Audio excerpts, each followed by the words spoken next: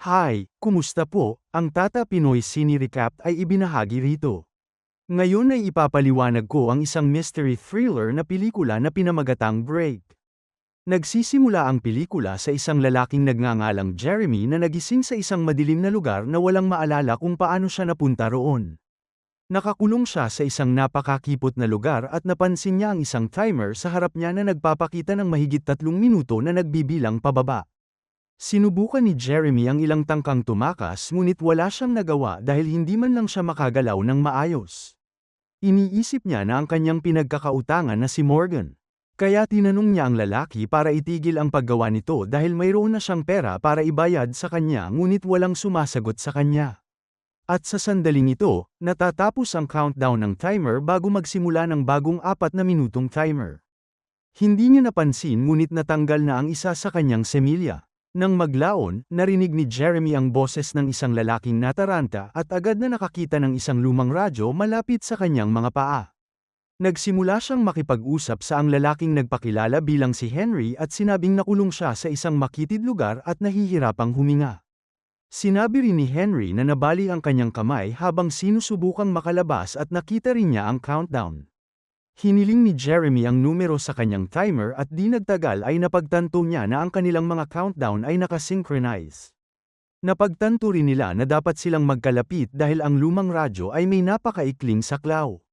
Para malaman kung paano sila konektado, tinanong siya ni Jeremy kung may kilala ba siya at na nagngangalang Morgan, ngunit itinanggi ito ni Henry. Di nagtagal, muling nag-reset ang countdown, kung saan nakarinig si Jeremy ng mga ingay mula sa labas. Pagkatapos ay kinausap niya si Henry, at pareho nilang napagtanto na sila ay gumagalaw. Na nangangahulugang sila ay nasa loob ng trunk ng kotse o sa mga bulsa sa likod ni Nicki Minaj. Tinanong ni Jeremy kung ano ang ginagawa niya bago ang lahat ng ito. Kaya, isiniwalat ni Henry, nasa Manhattan, New York siya para sa isang biyahe sa negosyo. Isiniwalat pa niya na nagtatrabaho siya sa State Department bilang isang diplomatic officer kasama ang White National Security Council ng House. Ilang sandali ang lumipas, isinagawa ng driver ang ilang mga walang ingat na maniobra na pinaghahagis si Jeremy mula sa isang gilid patungo sa isa pa. Pagkatapos, biglang huminto ang kotse at hiniling ni Jeremy kay Henry na patayin ang radyo. At sumigaw ng malakas hanggat maaari para makita kung maririnig niya siya. Sumunod si Henry at sumigaw. Ngunit si Jeremy ay tanging mga asong tumatahol sa labas, hindi ang boses ng lalaki. Sa sandaling ito, ang timer ay nag-reset at nakasisilaw. Na mga puting ilaw ay biglang bumaha sa espasyo. Si Jeremy ay natakot nang mapagtanto na siya ay nakulong sa loob ng isang kahon na gawa sa salamin na may mga alambre at mga tubo. Isiniwalat ni Henry na ang mga ilaw ay nakabukas din para sa kanya. At siya ay nakakulong din sa isang kulungang gawa sa salamin. Matapos mamatay ang mga ilaw, may isang na nag-slide ng isang postcard kay Jeremy gamit ang isang tube kasama ang isang flashlight. Ginamit ni Jeremy ang flashlight para siyasatin ang postcard at napagtanto niyang naglalaman ito ng larawan ng White House kasama ang mensahe kung saan tinatanong ng kidnapper ang lokasyon ng isang bagay na tinatawag na roulette. Nagulat siya nang bigla na lang siyang tinawag ni Henry ng ilang impormasyon sa mga kidnapper para makalabas. Dahil dito, nagmakaawa si Henry na ibigay sa kanya sa mga kidnapper ang gusto nila. Sinasabing naghihintay na ang kanyang asawa at mga anak sa bahay, ngunit tumanggi si Jeremy. Sa halip ay nagduda siya kay Henry at nagtaka kung siya nga ba ang nag-orkestra ng pagkidnap. Ngunit si Henry ay balisang iginiit na siya ay inosente at ipinaliwanag na siya ay nakulong tulad ni Jeremy. Di nagtagal, umabot sa 0 ang timer at nagsimula ng isa pang countdown nang ang sasakyan ay umusad ng mapanganib. Ilang sandali pa, narinig ni Jeremy ang tunog ng isang truck sa highway. Kaya, nilaipat niya ang channel sa radyo, umaasa na makakausap ang isang tao, sa kabutihang palad. Naabutan niya ang isang lalaki na nagpakilala bilang si Bob. Natataranta si Jeremy na nagpapaliwanag kung paano siya na hostage sa loob ng isang sasakyan. Ngunit, ipinapalagay ni Bob na isa lamang itong batang nagbibiro sa kanya. Gayunpaman, nang paulit-ulit na iginiit ni Jeremy na sinasabi niya ang totoo, Sa wakas ay pumayag ang lalaki na tumulong.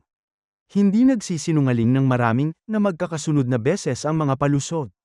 Pagkatapos ay hiniling ni Jeremy kay Bob na bumusina ng 3 beses para malaman niya kung nandito siya at pumayag ang lalaki. Ilang sandali ang lumipas, narinig ni Jeremy ang busina at napagtanto na malapit na si Bob. Hiniling niya kay Bob na ilarawan ang mga sasakyan sa unahan at ibinalita ni Bob na mayroong ilang mga sasakyan. Narinig ni Jeremy ang bilis ng isang motorsiklo at tinanong kung may makita si Bob na motorsiklo sa malapit. Kinumpirma ng lalaki, pagkatapos ay sinabi ni Jeremy na ang kanyang sasakyan ay dapat nasa tabi nito. Ngayon ay lumapit si Bob sa sasakyan, ngunit sa kasamaang palad ay napansin ito ng kidnapper at nakatakas sa paghabol nang biglang namatay ang radyo. At hindi nakuha ni Bob ang numero ng plaka dahil sa palagay ko ay hindi siya marunong magbasa. Pagkatapos ng kawalan, ang sasakyan ay tuluyang huminto. Pagkatapos nito ay nag-reset ang timer at muling bumukas ang nakasisilaw na puting ilaw. Bigla, isang boses ng babae ang nagsimulang magsalita sa radyo at nagulat si Jeremy nang mapagtanto na ito ay ang kanyang asawang si Molly. Lumalabas na kahit papaano ay nagawa ng mga kidnapper na makipag-ugnayan sa kanya. Kaya't natarante si Jeremy, ipinaliwanag ang kanyang sitwasyon sa kanya. Gayunpaman, galit na galit si Molly na hindi niya nakausap sa kanya sa loob ng 3 buwan at ngayon ay tinatawagan niya ito habang lasing. Iginiit ni Jeremy na nagsasabi siya ng totoo. Kaya't naniwala si Molly sa kanya at nag-isip-isip na baka dinukot siya ni Morgan dahil hindi niya binayaran ang kanyang pera. Gayunpaman, sinabi niyang trabaho ito ng iba at hiniling sa kanya na tingnan ang teleponong iniwan niya sa kanya para sa mga emergency. Hiniling niya sa kanya na hanapin ang contact number ng kanyang kasamahan na si Ben at inutusan siya na sabihin sa kanya na nasa panganib ang presidente. Nang marinig ito ni Molly, nag-alala siya at nagsimulang hanapin ang telepono. Ngunit pagkatapos ng bigla, parang takot na takot siya, sumigaw siya na may tao sa bintana at biglang natapos ang tawag na iniwan si Jeremy na labis na balisa. Binyantaan niya ang mga bumihag sa kanya na huwag hawakan si Molly, at pagkatapos ng ilang matinding pagsigaw, nakalma siya nang muling humandar ang sasakyan. Di nagtagal, isa sa mga kidnapper ang sa wakas ay dumating sa linya at nakipag-usap kay Jeremy. Base sa kanyang accent, ang lalaki ay tila isang dayuhan, at sinabi niya kay Jeremy na mas mabuti kung makikipagtulungan siya. Nagbanta siyang mamamatay si Molly kung tatangging ibigay niya sa kanila ang lokasyon ng roulette. Nagmakaawa si Jeremy na dapat may ibang paraan para makipagnegosasyon at hiniling na palayain muna. Ngunit hindi na tumugon ang kidnapper at muling huminto ang sasakyan. Hindi nagtagal, pinakawalan ng kidnapper ang isang kawa ng mga bubuyog sa pamamagitan ng tubo. Nakakatakot kay Jeremy. Sinubukan niyang ipagtanggol ang kanyang sarili mula sa mga insekto, ngunit sumasakit ang mga ito sa kanya. Isang desperadong si Jeremy ang muling nakipag-usap kay Henry, sinasabing baka siya ay magkaroon ng anaphylactic shock dahil siya ay allergic sa kagat ng bubuyog. Ano ang dahilan ni Nick Cage? Si Henry ay labis na nag-alala at isiniwalat na ang mga kidnapper ay nabihag na ang kanyang asawa at mga anak nang mawalan ng malay si Jeremy. Maya-maya, si Jeremy ay nagising na nahihilo at nagulat nang mapansin na may nagturok sa kanya ng gamot. Tumingin siya sa tubo at napansin ang driver na nakikinig sa radio frequency ng pulisya. Pagkatapos ay sinubukan niyang hulihin ang driver, ngunit ang lalaki ay nasugatan siya gamit ang sigarilyo na nag-iwan ng matinding paso sa kanyang kamay. Sa sandaling yun, muling nagsalita ang kidnapper at tinanong ni Jeremy kung bakit nila iniligtas ang kanyang buhay. Isiniwalat ng kidnapper na isa siyang mahalagang asset at hindi nila maaaring hayaan siyang mamatay nang walang impormasyon. Sa isang nakakagulat na twist, nalaman natin na si Jeremy ay isang Secret Service Special Agent ng US na naghahanda na italaga sa detalye ng Pangulo. Ang impormasyong hinahanap nila ay ang lokasyon ng mga sikretong bunker na tinatawag na roulette, na ginagamit ng Pangulo at Bisepresidente sa panahon ng pambansang emergency at inilipat ng Walang abiso ng random araw. Ang lokasyon ng tamang bunker ay alam lamang ng iilang tao sa isang pagkakataon, at isa si Jeremy sa kanila. Pagkatapos, tinawagan ni Jeremy si Henry at ipinaalam sa kanya na buhay pa siya. Dahil iniligtas siya ng mga kidnapper. Pagkatapos, itinanong niya kung ano ang alam niya tungkol sa roulette at isiniwalat ni Henry na ito ay isang kanlungan sa ilalim ng lupa, kung saan nagtatago ang Pangulo at ang iba pa, kung sakaling may mga pag-atake sa Washington. Hindi pa rin lubos na nagtitiwala sa kanya si Jeremy, at nagtanong ng mga karagdagang tanong tungkol sa kagawaran ng estado, na sinagot ni Henry ng tama. Hindi nagtagal, narinig ni Jeremy ang mga sirena sa malapit at habang nakikinig siya sa tube, may narinig siyang nagtatalo. Pagkatapos ay binalaan ng kidnapper si Jeremy na huwag gumawa ng anumang ingay kung hindi ay mamamatay si Molly. Lumalabas na pinahinto sila ng isang pulis dahil sa sobrang bilis ng takbo, limit, ngunit nagawa ng kidnapper na kumbinsihin ang opisyal. Nakatanggap siya ng babala at nagpatuloy sa pagmamaneho palayo. Ngunit napagtanto ni Jeremy na hindi niya ito maaaring palampasin at nagsimulang sumigaw at kumatok. Sa kabutihang palad, ito ay nagpaalerto sa mga opisyal. At habang sinusubukan ng kidnapper na magmaneho palayo, isang matinding putok ang sumiklab. Sa kaguluhan, isang bala ang tumagos sa ball at nabasag ang lalagyan ng salamin. Nagawa ng kidnapper na patayin ang mga opisyal at nagmaneho palayo, kung saan nawala ng malay si Jeremy. Maya-maya, nagising si Jeremy at nakitang dumudugo mula sa kanyang binti at nasasaktan. Lumalabas na isang basag ng salamin ang tumagos sa kanyang binti. Kaya, masakit niya itong tinanggal at binalot ang sugat gamit ang kanyang damit. Muling tumingin siya sa tube at napansin ng driver, nakahiga nang hindi gumagalaw habang ang kanyang telepono ay tunog sa kanyang bulsa. Nagawa ni Jeremy na kunin ang telepono at habang sinasagot niya ang tawag, isa na namang ang kanyang damit. Muling tumingin siya sa tube at napansin ng driver, nakahiga nang hindi gumagalaw habang ang kanyang telepono ay tunog sa kanyang bulsa. Nagawa ni Jeremy na kunin ang telepono at habang sinasagot niya ang tawag, isa na namang kidnapper. Nakilala ng lalaki ang boses ni Jeremy at binalaan siya na nasa kanila si Molly at hindi mag-aatubiling patayin siya kung tumanggi siyang makipagtulungan. Gayunpaman, binaba ni Jeremy ang tawag at tinawagan si Molly para kung ayos lang ba siya, ngunit hindi niya sinagot ang telepono. Pagkatapos noon, tumawag siya sa 911 at ipinaliwanag sa babaeng operator na siya ay binibihag sa loob ng isang kotse. Nang tanungin kung paano siya dinukot, isiniwalat ni Jeremy na siya ay nasa New York at ang huling bagay na natatandaan niya ay ang paglabas niya ng restaurant.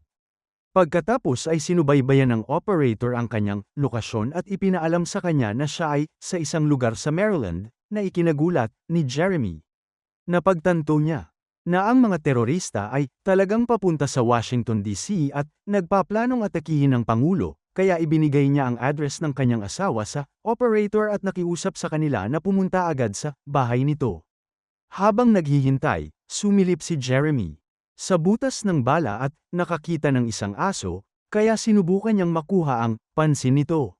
Napansin din siya ng aso, at ilang sandali pa, dumating ang may-ari ng aso, na nakarinig din ng sigaw ni Jeremy. Lumapit sila sa kotse at ipinaliwanag ni Jeremy na siya ay binihag at humingi ng tulong. Nag-alok pa siya ng pera, ngunit inaangkin ng may-ari ng aso na hindi niya kailangan ng pera at handang tumulong. Gayunpaman, habang papalapit na siya para buksan ang trunk ng kotse, isa pang kidnapper ang biglang sumulpot at walang awang binaril ang aso at ang may-ari, na nag-iwan kay Jeremy na takot na takot. Kasunod nito, tumingin si Jeremy sa tube at napansin na may isa pang lalaki na kumontrol at nag-restart ng sasakyan. Nagsimula muli ang timer na May 30th minuto at di nagtagal ay nakatanggap ng tawag si Jeremy mula sa 911 operator. Isiniwalat ng babae na pumunta sila sa bahay ni Molly, ngunit wala siya roon at nakakita lamang sila ng isang sulat na nagsasabing babalik si Molly ng buo kung makikipagtulungan si Jeremy. Nangako siyang hahanapin si Jeremy, ngunit ibinaba ng bigong lalaki ang telepono at kinausap si Henry. Isang natatarantang si Henry ay nagpapakita na ang kanyang countdown ay nasa 11 na minuto na ngayon. At napagtanto ni Jeremy na ang kanilang oras ay hindi nasabay. Nang malaman ni Henry na may telepono si Jeremy, nagmakaawa siya, natawagan niya ang kanyang asawa at mga anak para alamin ang kanilang kalagayan. Pumayag si Jeremy, ngunit nang sabihin ni Henry sa kanya ang numero, hindi niya ito pinansin at tumawag sa ibang tao. Nasira ang kanyang buhay, Henry. Tinawagan niya ang ilang kasamahan mula sa US Secret Service, ngunit lahat sila ay napunta sa voicemail na nakita niyang kakaiba. Di nagtagal, narinig niya sa radyo na nagkaroon ng malakas na pagsabog sa isang punong tanggapan ng CIA, at ang sitwasyon ay naging magulo. Ito, muli niyang sinimulang kontakin ang kanyang mga kasamahan. Mabuti na lang at isa sa kanila, na nagngangalang Ben ang sumagot na nagbigay sa kanya ng kaunting pag-asa. Natarante si Jeremy, ipinaliwanag ang kanyang sitwasyon at si Ben ay nagulat nang malaman na si Jeremy ay buhay pa. Ipinaalam niya sa kanya na 7 pang mga espesyal na ahente mula sa Secret Service ang nakulong sa mga trunk ng kotse at ilan sa kanila ay namatay na nang sumabog ang kanilang mga kotse. Dahil napagtanto ni Jeremy ang bigat ng sitwasyon, tinawagan niya si Molly na ay tila natataranta at isiniwalat na siya ay nakulong din sa isang kotse. Pagkatapos, humingi ng paumanhin si Jeremy para sa kanyang mga nakaraang pagkakamali. At ang dalawa ay nagbahagi ng isang taos-pusong pag-uusap tungkol sa kanilang kasal. Ngunit ang kanilang tawag ay naputol. At di nagtagal ay kinontak si Jeremy ni Henry na gustong malaman kung natawagan na niya ang kanyang pamilya. Sinabi ni Jeremy na hindi pa, kaya nagsimulang magmakaawa muli si Henry at muling ibinigay sa kanya ang numero. Sa napagkakataon, sa wakas, ay kinontak ni Jeremy ang numero, ngunit maya-maya ay nakarinig siya ng isang babaeng sumisigaw sa kabilang linya. Ibig sabihin ay nakarating na rin ang mga kidnapper sa asawa ni Henry. Ang kidnapper ay direktang nakipag-usap kay Jeremy at muling hiningi ang impormasyon, ngunit tumanggi ang huli na ibunyag ito at ibinaba ang telepono. Ilang sandali pa, ng kakaibang likido, at malapit na siyang malulunod. Nagmakaawa siya kay Jeremy na ibigay sa mga terorista ang gusto nila, ngunit tumanggi ang lalaki dahil nanumpa siya ng isang bagay na hindi niya kayang basagin. Ilang sandali pa, nakarinig si Jeremy ng pagsabog sa malapit at lahat ay nagsimulang manginig. Tumigil din si Henry sa pagtugon at napagtanto ni Jeremy na ang kanyang sasakyan ay sumabog. Pagkatapos, narinig niya sa radyo na may sumabog sa labas at lumabas na ang National Emergency System ay na-activate. Mabuti na lang at ang Pangulo ay dinala sa isang ligtas na lugar bago pa man siya maabot ng mga terorista. Pagkatapos, tinawag ni Ben si Jeremy at nangakong ginagawa nila ang lahat para mahanap si Molly. Sinabi rin niya na ang Pangulo ay nasa isang ligtas na lokasyon na ngayon, ngunit sinusubukan pa rin nilang matukoy kung nasaan ang Pangulo. Si Ben, na hindi alam ang lokasyon ng roulette, ay nagtanong kay Jeremy tungkol dito, ngunit tumanggi ang huli na ibunyag ang napakahalagang impormasyon dahil sa takot na baka nakikinig ang mga kidnapper. Bigla na lang, ilang mga sasakyan ng pulis ang nagsimulang habulin ang sasakyan, at bumangga rito, na nagpabagsak kay Jeremy ng marahas sa loob ng kahon. Gayunpaman, pagkatapos ng isang matinding paghabol, sa wakas ay tumigil ang sasakyan, at walang ideya si Jeremy kung ano ang nangyari. Ilang sandali pa, muling tinanong ng kidnapper si Jeremy kung saan ang lokasyon ng roulette, ngunit ang huli ay tumangging magsalita.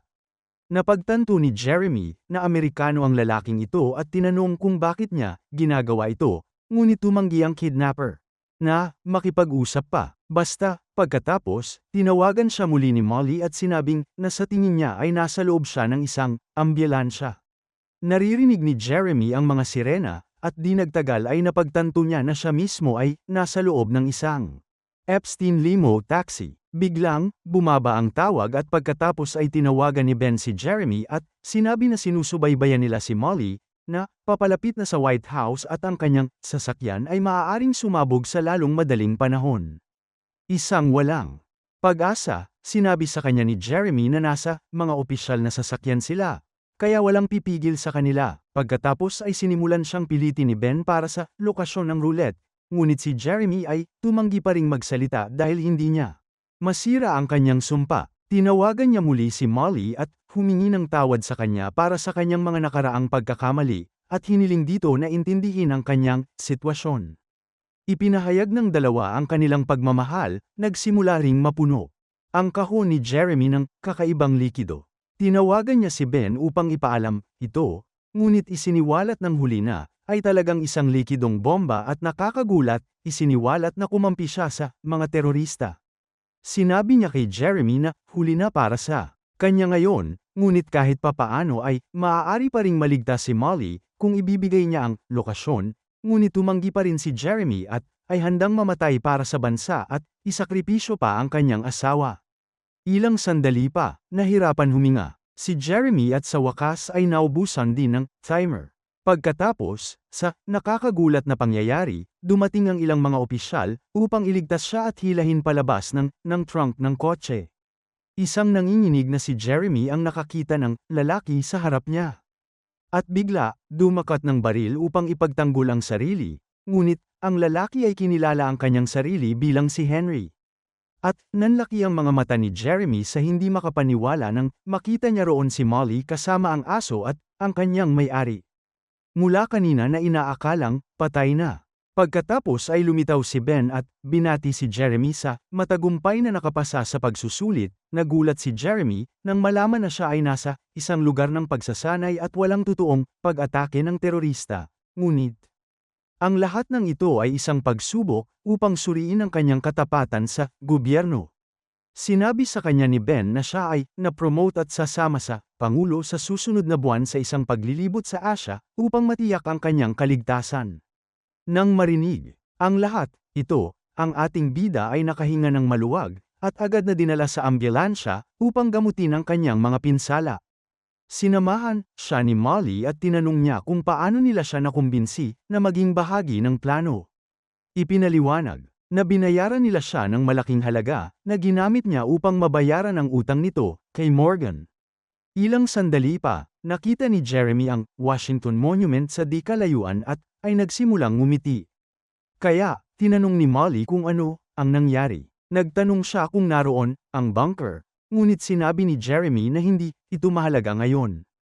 Inilabas niya ang isang singsing pangkasal mula sa kanyang bulsa at hiniling sa kanya na pakasalan siyang muli, na tuwang-tuwa niyang sinang-ayunan. Naghalikan ang dalawa, ngunit sa isang huling twist ng kwento, bigla, ipinoposas siya ng babae sa gurney.